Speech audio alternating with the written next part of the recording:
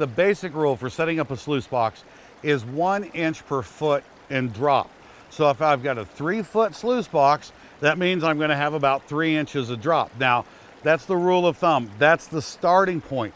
The most important thing is having the proper flow of water coming over the riffles. And if I need to make adjustments, I make adjustments. If I don't have enough water coming in, then I channel water. If I have too much water coming in, then I'll block the water back some. Now, this box that I've got is a 3-foot box, so I've got a 3-inch drop. Where is that drop exactly? I mean, what is it? What's considered the length of the box? Folks, it's the entire length of the box. 3-foot box, 3-inch of drop. 4-foot box, 4-inch of drop.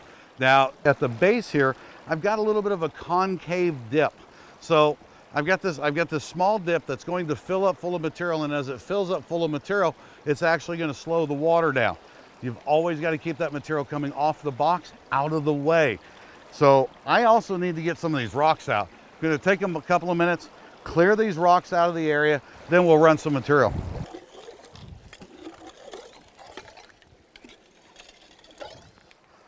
I'm happy with the way the box is set up. The water flow is perfect coming through there. On the back side, it's going to take the tailings away, and I've got a big rock up on top.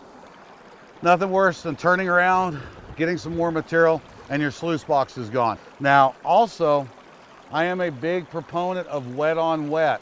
If I'm putting dry material in there, especially if I've got some leaves or some roots and things like that, by the time that gold has a chance to stratify and get to the very, very bottom, it could be almost at the end of the box. So I'll always wet my material and just start scooping it in. What I'm looking for is a little bit of an action, what we call hit, stick, and flow. So when you're putting in your material, keep an eye on it, and it doesn't have to be a long time. You just want to see it stop for just a moment, and as soon as you see it stop, you know that you've got the perfect flow. And feet above the water. If I take the scoop and I put it in the water, I've stopped the water behind it. But once I pull that scoop out, I've got a little bit of a rush of water. Don't take your scoop and put it into the water. Again, anything that slows down the flow will cause you to lose gold. If you do that, you're flushing your box. Okay, my material's starting to get a little dry. I'm going to add a little bit of water. If the sluice box is doing its job, the gold will be trapped within the first couple riffles.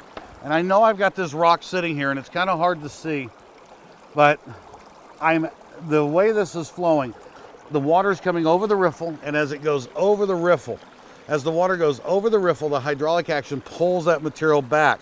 Now, a properly set up sluice box and the riffle system is that when the water comes over one riffle, it drops right behind the riffle in front of it.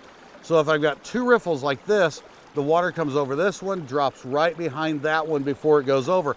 If it goes completely over the riffle in front of it, then it's not creating that hydraulic action. It's not creating that action to pull that material back properly.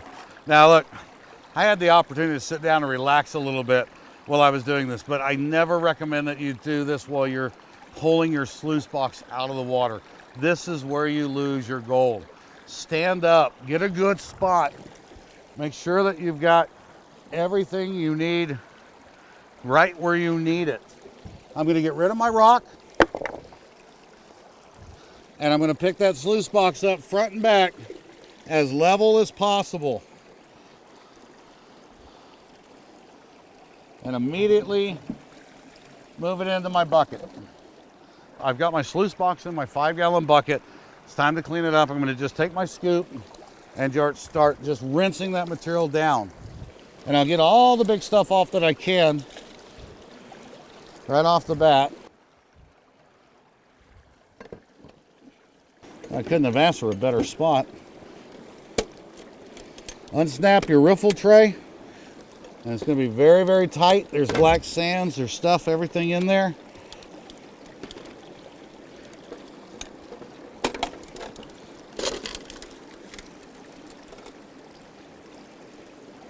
I'm going to pull my expanded metal, put that inside my bucket,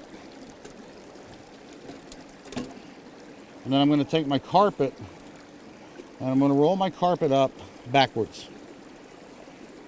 And I'm going to get that into the 5-gallon bucket.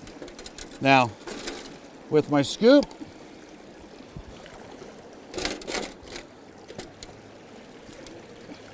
or my gold pan, whatever, I'm going to rinse everything off. Now, if you've got one of these sluice boxes where the riffle tray doesn't come out, be very, very careful, because a lot of times you can get small pieces of gold that are trapped up in there. All right. Take your expanded metal, clean it up. So I'm going to rinse the carpet one direction, rinse it the other direction, then turn it back, and then I'm going to roll it to make sure that I've got all the little tiny pieces of gold, if there's any in there, before I call it clean. If you have any questions about prospecting or sluicing, please feel free to drop them into the comments section. I'm Kevin Hoagland, and I hope this helps you become a better prospector. And you know what? I'll see you out here.